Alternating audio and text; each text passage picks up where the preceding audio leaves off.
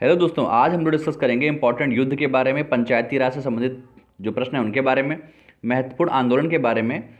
इसी तरीके के प्रश्न जो है एनटीपीसी की हर शिफ्ट में आ रहे हैं, हर शिफ्ट में पूछे जा रहे हैं। एक क्वेश्चन डेफिनेटली इस तरह का आ ही रहा है, इसलिए आपके लिए ये टॉपिक बहुत इंपॉर्टेंट हो जाता है और आप इसको पूरी तरीके से याद करके जाएँ।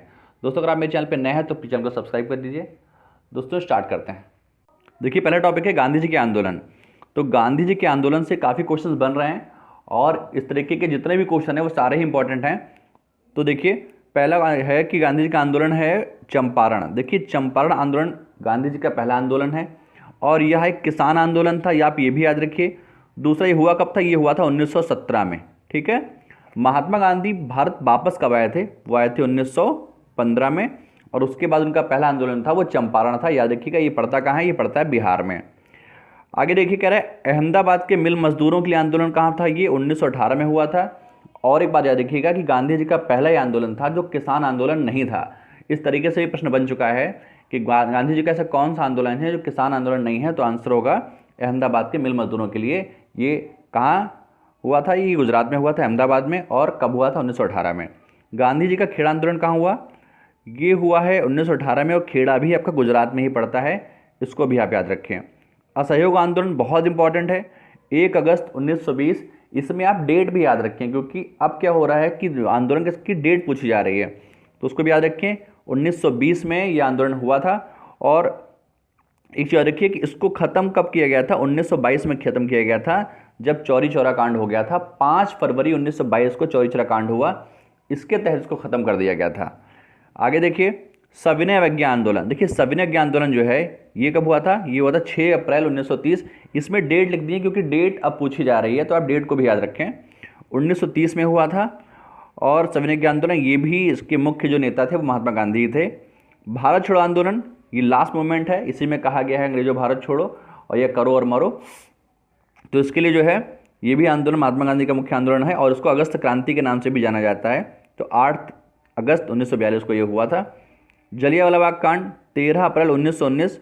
देखिए, इसकी डेट याद रखें क्योंकि 13 अप्रैल 1919 को जलियांवाला बाग कांड भी हुआ है, रॉलेट एक्ट भी आया है। तो रॉलेट एक्ट कब हुआ है? देखिए, 1919, यहाँ 1519 मिसप्रिंट हो गया है, यहाँ आप 1919 कर लीजिए। 1919, ये 19 मार्च को है रॉलेट एक्ट, और 13 अप्रैल को है जलियांवाला बाग कांड। तो याद रखिए कि पहले रॉलेट एक्ट आया, उसके बाद जलियांवाला बाग कांड हुआ। ठीक है, तो इसकी डेट भी याद रखें आप। देखिए, 2 क्वेश्चन और भी हैं कि गांधी जी अफ्रीका कब गए थे? ये गए थे 1893 में। और गांधी जी लंदन कब गए थे? ये आप लिख लीजिए 1889 में। ठीक है। और वापस कब आए थे वहाँ से? वहाँ से आए थे 1915 में, जो कि मैं आपको बता चुका हूँ।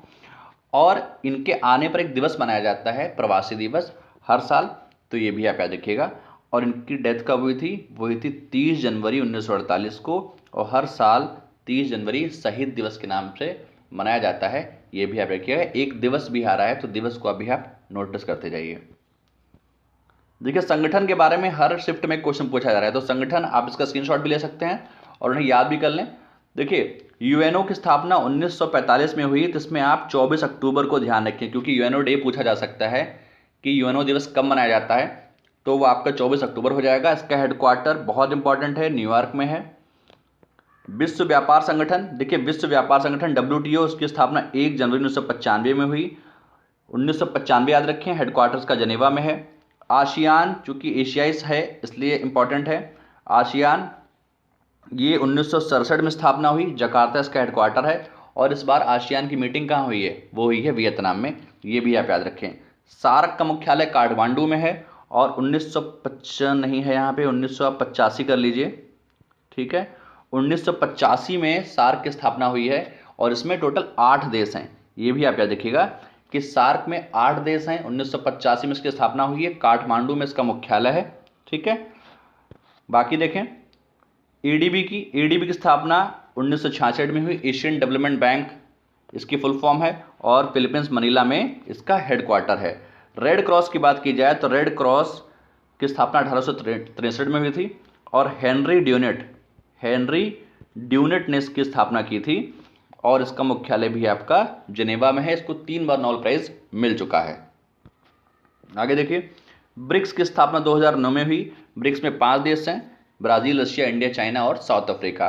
ब्रिक्स किस बार जो अध्यक्षता कर रहा था देश, वो था रशिया, ये भी आप याद रखिएगा, ठीक है। कॉमनवेल्थ की स्थापना 1926 में हुई और इसका हेडक्वार्टर लंदन में है।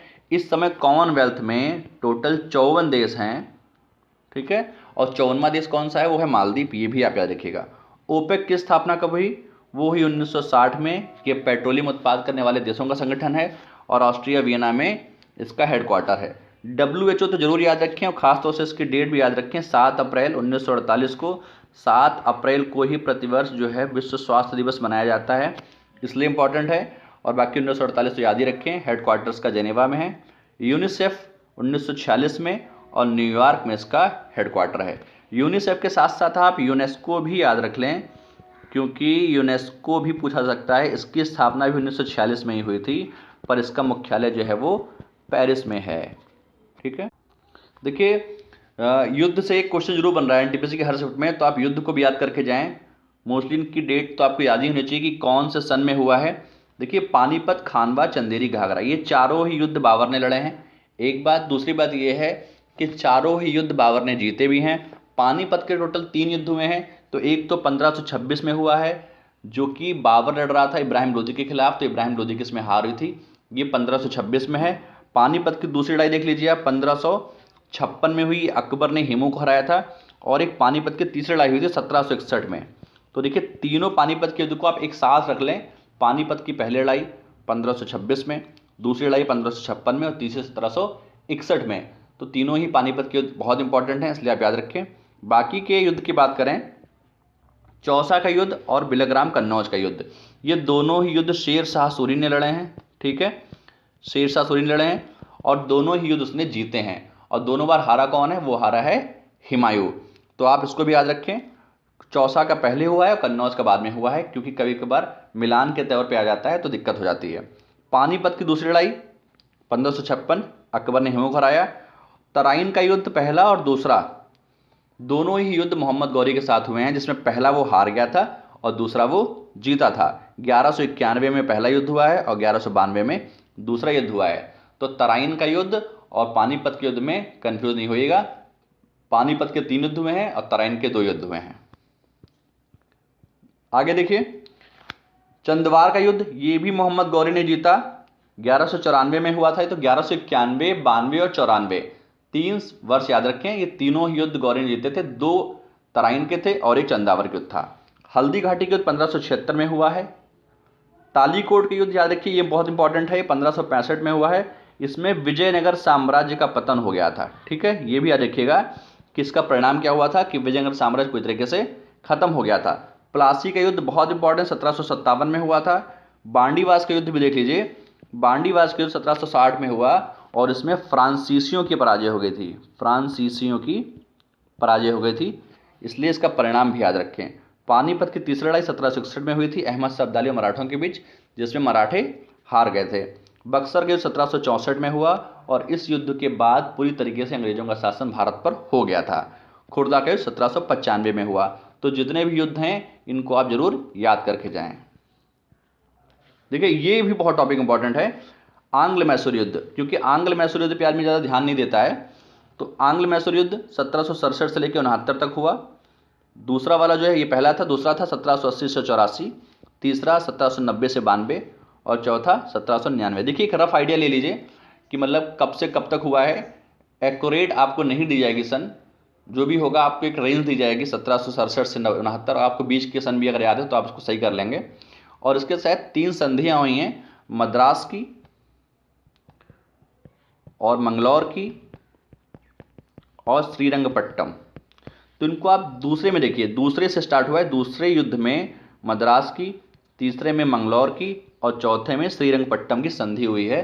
तो ये संधि भी आप याद रखें, पूछेगा कि द्वितीय आंग्ल मैसूर युद्ध की समाप्ति किस संधि के तहत हुई, तो आपका आंसर होगा, आपका होगा आंसर मद्रास की संधि के तहत। देखिए ये भी कुछ टॉपिक बहुत इंपॉर्टेंट आता है, पंचायती राज से रिलेटेड, इनका अक्सर मिलान करने के लिए आता है। ये नहीं आता है तो आपसे सन पूछा जाएगा या आपसे ये पूछा जाएगा कि पंचायती राज का संबंध जो है, मतलब इस समिति का संबंध किससे है, तो आपको बताना पड़ेगा कि ये पंचायती राज से है। देखिए बलवंत राय मेहता समिति का संबंध किससे है, तो पहले तो आप याद रखिएगा पंचायती राज से है। जितनी समितियां यहाँ पे दी गई हैं उन सभी का संबंध पंचायती राज से है। अशोक मेहता 1977, बलवंत राय मेहता 1957, पीवी के राय समिति 1985, एलएम सिंघवी समिति 1986 और 64वां संविधान संशोधन जो था वो भी 1989 था और 73वां संशोधन ये भी 1993 में हुआ, ये भी पंचायती राज से रिलेटेड था। ठीक है, एक 74वां है वो नगर पंचायत से है, हालांकि वर्ष सेम है। ठीक है, और जो 73वां संशोधन है, ये सूची कौन सी आती है, ये 11वीं अनुसूची है और 74वां संशोधन जो है वो 72वीं अनुसूची से रिलेटेड है। वर्ष दोनों का ही 1993 है। तो इन समितियों से कई बार क्वेश्चन बना है, इसलिए आप इसको जरूर याद करके जाएं। दोस्तों अगर आप मेरे चैनल पर नए हैं तो प्लीज चैनल को सब्सक्राइब कर दीजिए। दोस्तों वीडियो देखने के लिए धन्यवाद।